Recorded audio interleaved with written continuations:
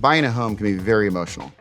And there are a lot of psychological and emotional effects of the process. First of all, just the decision, do you want to buy a home, can be a big one in itself. Because you have to think about how long are you going to live there? Are you going to have a family?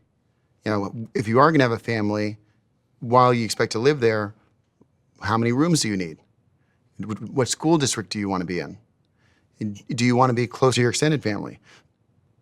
Do you want to be close to work? Do you want to be far from work?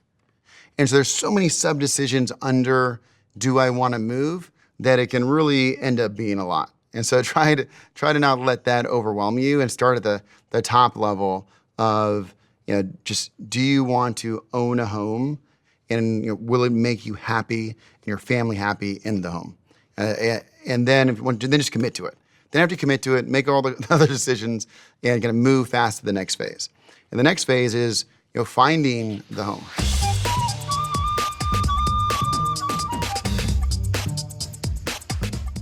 If you're thinking about buying, there are 4 things to consider.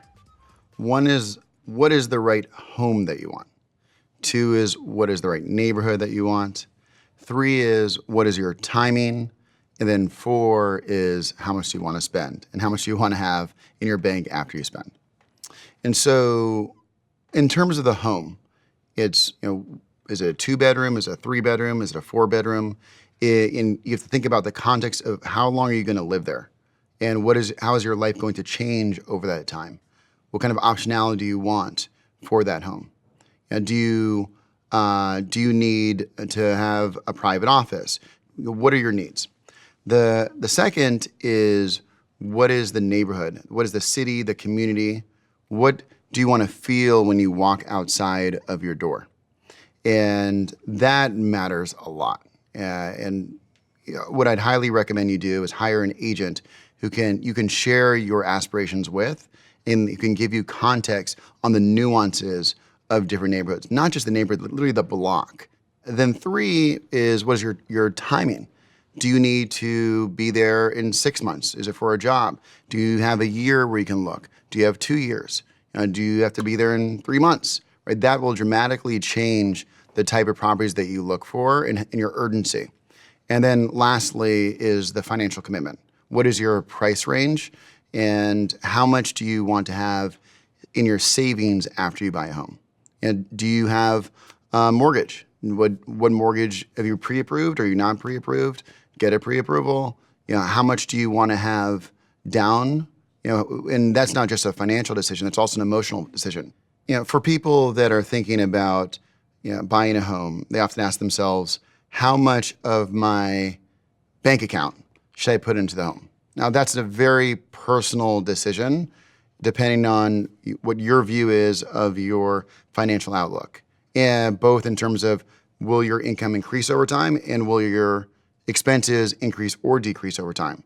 If you're going to have a family, for example, you will need to be more prudent than if you don't plan to have a family. If you have to take care of your parents, for example, you have to be more prudent and have a bigger percentage saved in your bank account. The value of a home can be driven by macroeconomic events, local events, or the actual home itself. Macroeconomic events are usually job growth or unemployment. It could be mortgage rates. Though the more mortgage rates decline, the easier it is to use other people's money to buy a home, so it creates more demand, which can increase prices. Then there are local events. So local events it could be quality of schools. It's definitely jobs. Again, the more jobs there are, the more demand there is, and so that will increase prices. And lastly, it's the actual home. When it comes to the home, is it move-in ready? When was it built? Is it renovated? Does it have a strong infrastructure?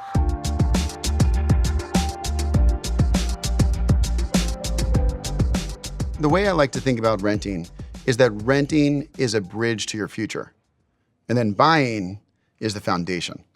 Although owning a home is the American dream, there are also a lot of times where you should just rent. So let's go through a couple examples. Let's say you just moved to a new city and you don't know the perfect neighborhood. Rent in this neighborhood for a year, rent in that neighborhood for a year. Feel it out before making such a long-term commitment. Figure out the perfect neighborhood for you by renting.